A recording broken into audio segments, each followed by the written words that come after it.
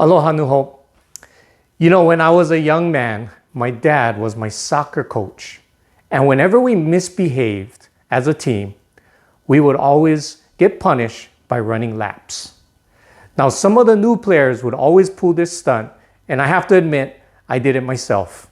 You would run about half a lap, and then you would start limping in the hopes that the coach would feel bad or he would think that he had somehow hurt us, and then he would change his mind about the punishment. Well, the theatrics never worked, and we always ended up running more laps. Martyrdom is the death or suffering of a martyr.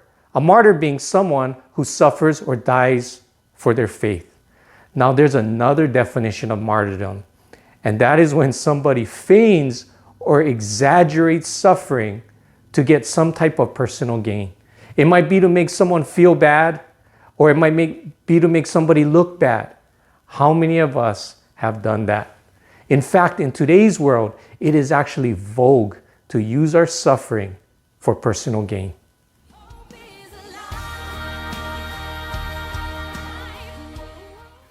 In Matthew 20, Jesus called them together and said, "You know that the rulers of the Gentiles lord it over them, and their high officials exercise authority over them. Not so with you. Instead, whoever wants to become great among you must be your servant, and whoever wants to be first must be your slave.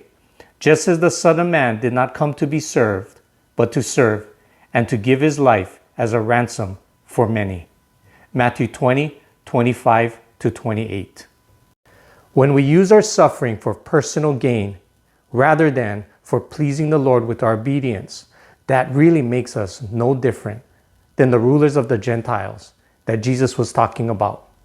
Although we may not be exercising our authority, we are trying to exercise control. Jesus calls us to be slaves. What does that mean? A slave doesn't control their master. A slave is obedient to their master. In the context of the world, slavery is something that is shameful. It's something that needs to be fought against and shut down.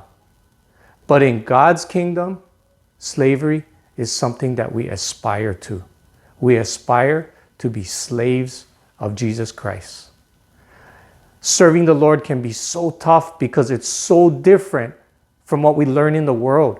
We've been conditioned to live a certain way, and we've been conditioned to think a certain way.